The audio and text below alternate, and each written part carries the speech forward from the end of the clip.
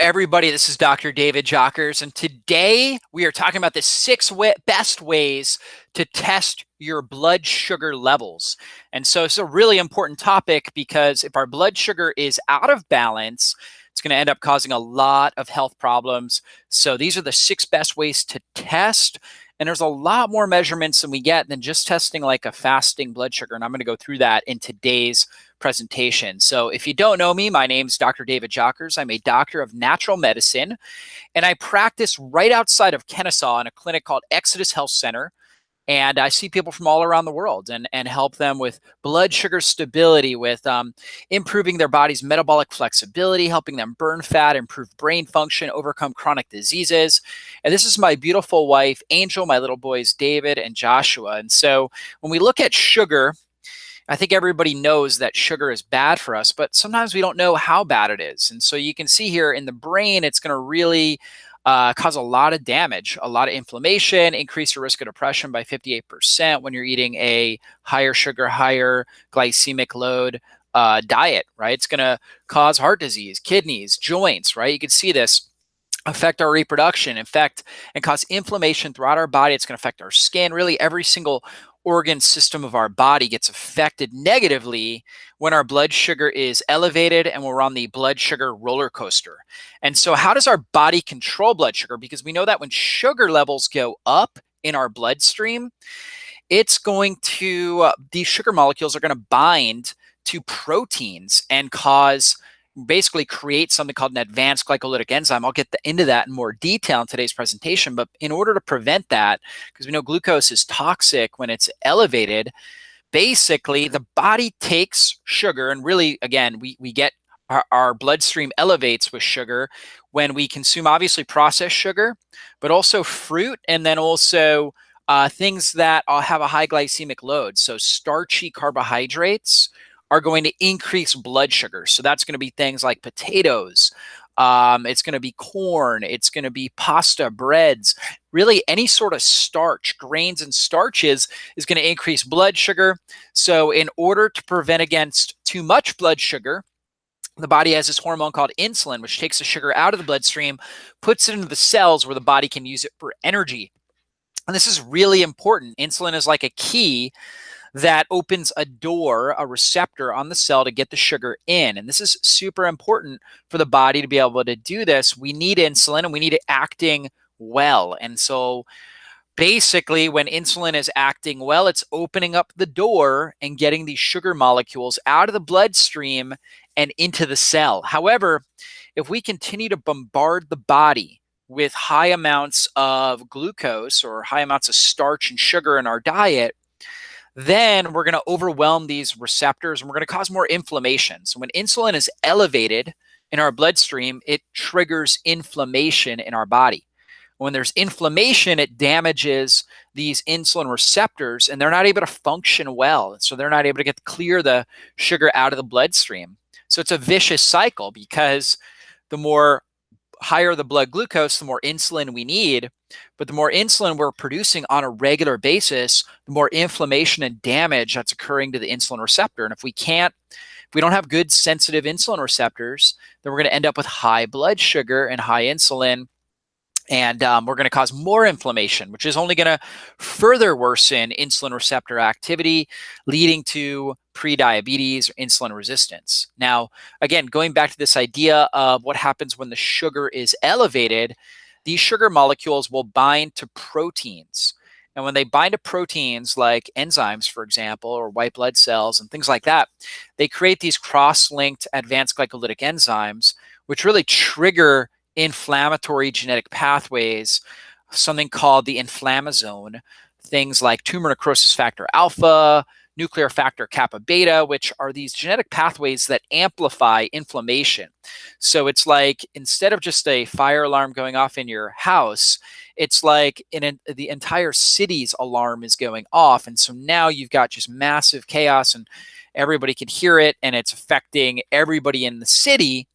And that's basically what happens when we start to elevate the amounts of these advanced glycolytic enzymes. They damage collagen tissue, so joints, skin, right? All the different components and the different tissues that surround and protect the organ systems, the blood vessels, all of that gets stiffened and damaged. And this is the main problem right here, these AGEs. Now, here's what happens with most people is they eat the sugar. Obviously, they crave it.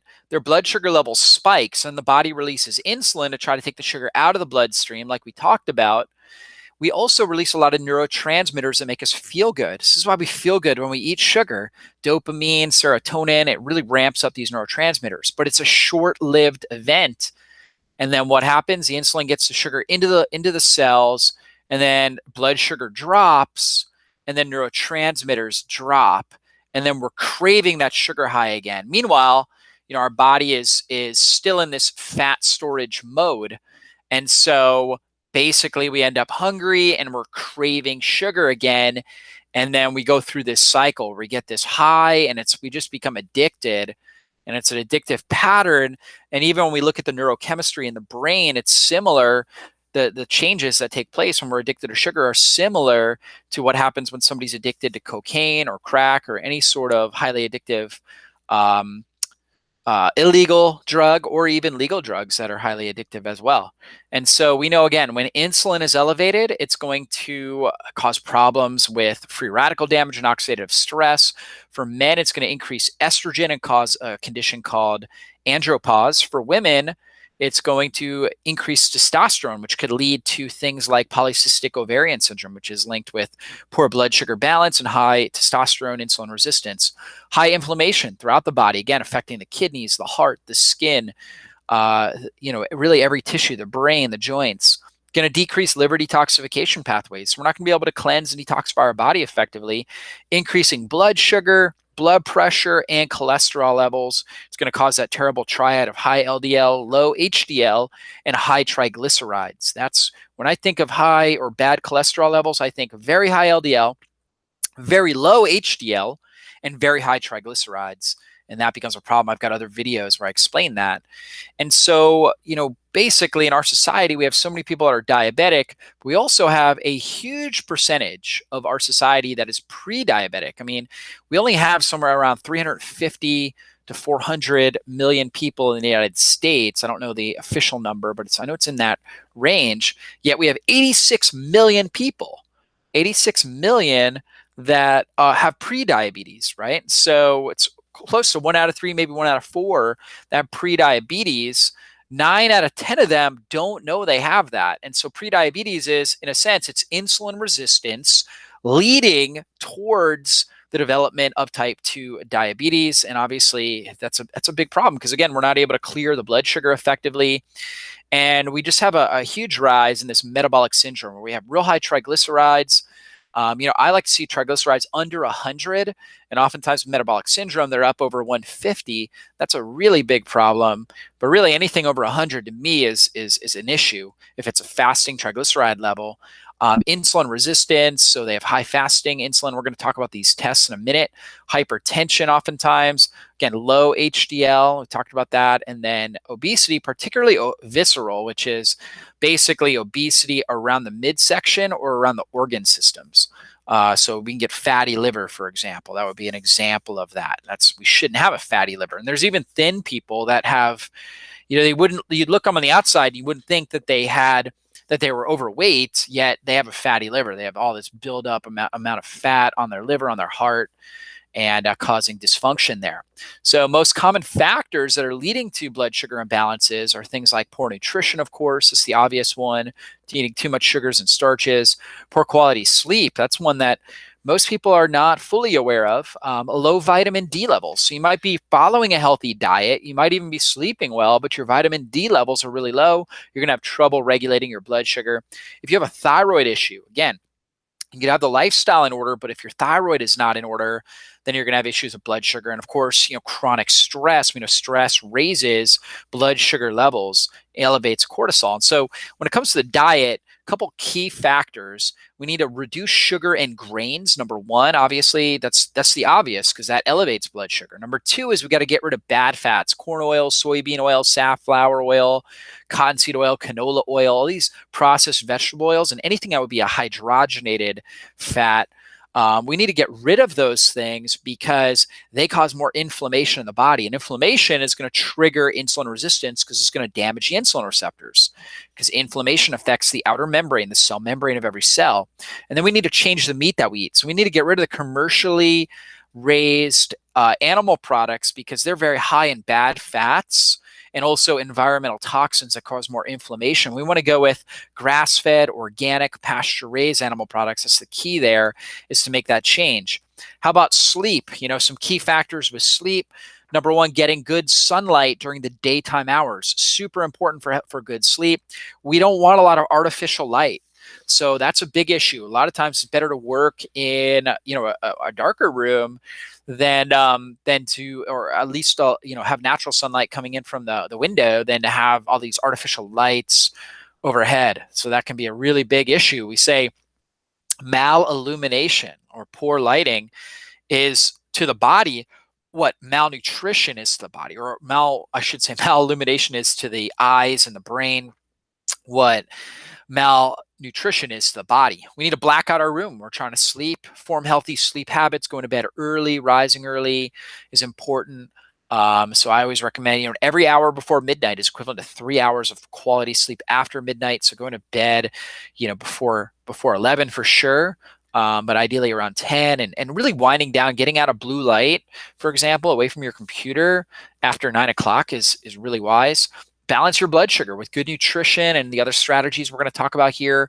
Don't overdo caffeine, and then really work on your mind and your breathing habits. That's super important for healthy sleep. And of course, when we don't sleep well, or if we have a lot of emotional stress, mental emotional stress, we're going to have high cortisol. And when we have high cortisol, that's going to elevate blood sugar. Cortisol is what we call a glucocorticoid, meaning that it's going to elevate glucose. And so we can be on a low carb diet, but if we have high cortisol levels, we're constantly elevating that sugar. And that may be from poor sleep. It may be from, you know, a really stressful job or a stressful relationship or something along those lines, a financial issue. That can cause this high cortisol. Could also be coming from an infection in our gut, or maybe a food sensitivity. Maybe we're eating something that we would think would be healthy, like eggs or something, and we've got a food sensitivity. So every time we eat it, we're triggering high stress hormones. That could be another factor with this. And so best ways to balance and control your blood sugar, or I should say the best tests for that. Number one, obviously fasting plasma glucose, one that most people are familiar with. So when they wake up in the morning, you take your blood sugar levels, and I'm going to go over what the results should be. Number two is an oral glucose tolerance test, and there's a way to do that, taking like a sugar mixture. Biggest thing I look at with that is really, what is your blood sugar 2 hours after eating a meal? And I'll go through that in a second.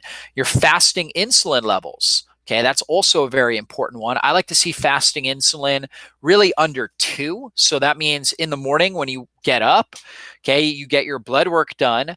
I like to see it like, you know, it's certainly under 5. Really around 2 is great. So you want it to be as low as possible. 1, okay, so it would be awesome.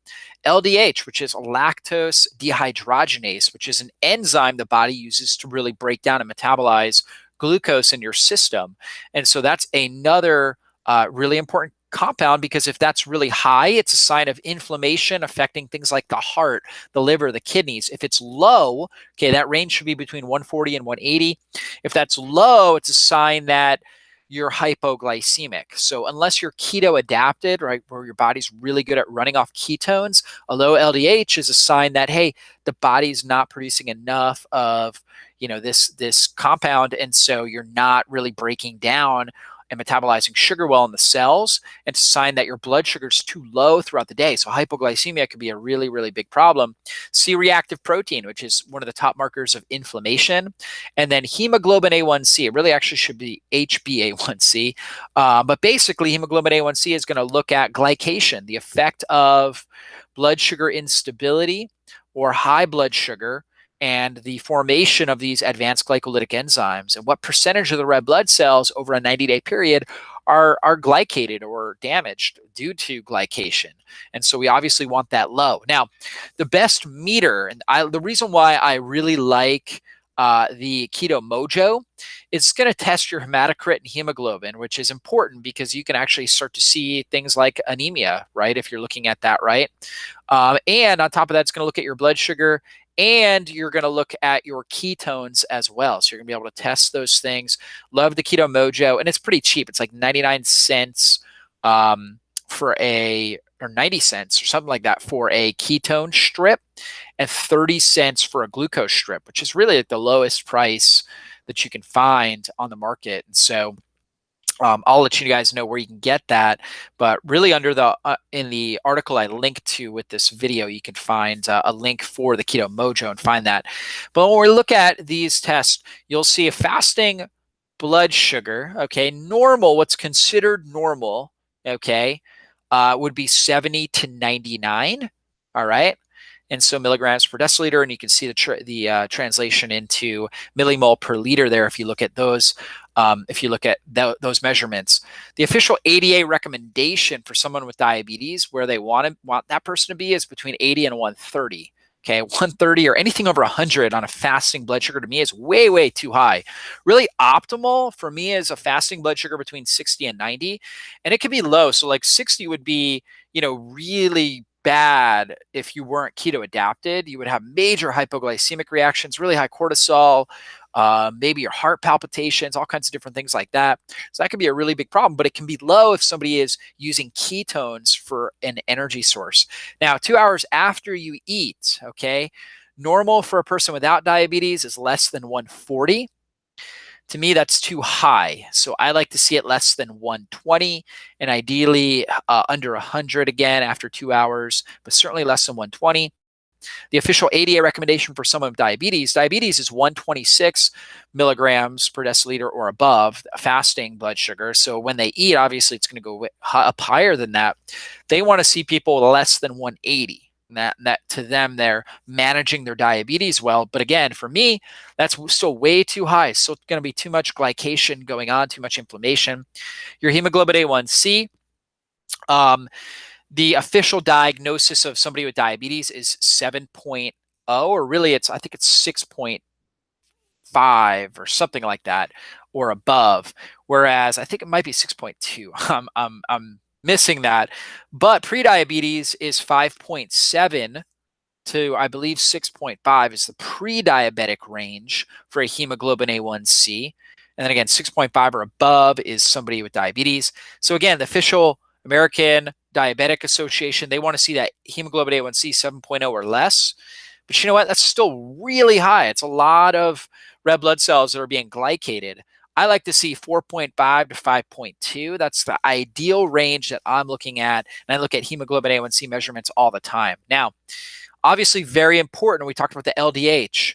And so lactose dehydrogenase, we want to make sure that basically when we consume a meal, we get this rise in blood sugar, but it shouldn't be this massive spike, right? So you can see this individual over here, massive jump in blood sugar after they eat, huge rise in insulin to clear the blood sugar, and all of a sudden the blood sugar just tanks, and then we develop hypoglycemic type reactions where we feel shaky, dizzy, we get hangry, so we have mood changes, maybe depression, anxiety, irritability. And then we're craving food again. We talked about that in earlier in this video. Instead, we want just a normal rise and then a drop. And you can see after 2 hours, okay, you're typically about close to halfway back to normal, and then roughly 2.5 to 3 to 4 hours, you're back to where your fasting blood sugar should be, or kind of that optimal range. And that's going to be a lot better response, less inflammation. You're going to feel much better, more energy after you consume a meal. One way that you know that you're getting this massive blood sugar rise is you see major changes in your energy after you eat. You're either super jittery and just you're not able to control the amount of energy you have. You just have a tremendous amount of energy all of a sudden, or you're really tired after you eat. Typically, when you're really tired, your blood sugar's going way up, your insulin's going way up. Real high insulin oftentimes will make us tired. We're typically more fatigued with that. And so that's a big sign of insulin resistance. So you want to look out for that. Okay, now C-reactive protein is something I also like to look at. And typically, the more stable your blood sugar is, the more balanced your C-reactive protein is going to be, the more imbalanced your blood sugar is, and the more you have insulin resistance, the higher your C-reactive protein. Because again, this is triggered by these inflammasome genetic pathways that we discussed. And so, higher C-reactive protein is linked with diabetes, with cancer, heart attacks, strokes, Crohn's disease, sleep apnea, rheumatoid arthritis, so autoimmune conditions, as well as neurodegenerative conditions as well. That's not in here, but things like Alzheimer's, Parkinson's, dementia. So we definitely want to keep that C-reactive protein down. I like to see it under 1. Ideally, should always be under 2. Okay, always be under 2. And ideally for me, under 1 is what we're really looking for. What we're really shooting for with C-reactive protein. And so the test I use to look at all of these measurements, okay, the only one that isn't on that is the 2-hour post-meal blood sugar. But we test LDH, so hypoglycemic type reactions or tissue damage if it's high. We're looking at C-reactive protein on this. We're also looking at hemoglobin A1C, fasting blood glucose, as well as fasting insulin levels. So we're testing all of those. We're also looking at things like vitamin D. We're looking at everything that's going on with your thyroid levels, okay? We are looking at B12 levels. We're looking at iron storage and ferritin. We are looking at what else is on there? Homocysteine, which is kind of a sign of how well your body methylates. White blood cells, red blood cells, right? All those key factors, your cholesterol levels, so LDL, HDL, as well as triglycerides. So we're looking at all of that with this complete thyroid report. So if you're dealing with issues of blood sugar stability, or you just really have any of these kind of health problems that are listed here, or you just want like a full analysis of what's going on in your blood, I'd recommend this one, the complete thyroid report. You can find that on my website. Some of our most common tests that we run. And if you order through us, of course, we'll get the results back, send those over to you, and then you'll meet with one of my nutrition staff team members to actually go over the results. And they can do that via, Skype, anywhere in the country. You can only order and do this test if you are in the United States with us. But you can live outside of the United States, come to the United States, order the test and get it and do it. But we can do the Skype consults with people all around the world to go over the results of this test and really show you where you stand. So if this is something you're interested in, I'd recommend that complete thyroid report. Other than that, I hope you guys really enjoyed today's training. This is something I really enjoy, is going into depth on these tests. And I do actually, when we will be doing a lot more in-depth trainings on lab testing. So be sure to look forward to that. If you haven't subscribed to our channel, be sure to do that. You can also check out our Digestion Energy Quick Start Guide and our 10 fat burning dessert recipe guides, which will really help you get going with stabilizing your blood sugar and improving your overall digestion energy levels. You can find that right at drjockers.com. It's a free gift. So anyways, guys, we'll see you on a upcoming training. Bless.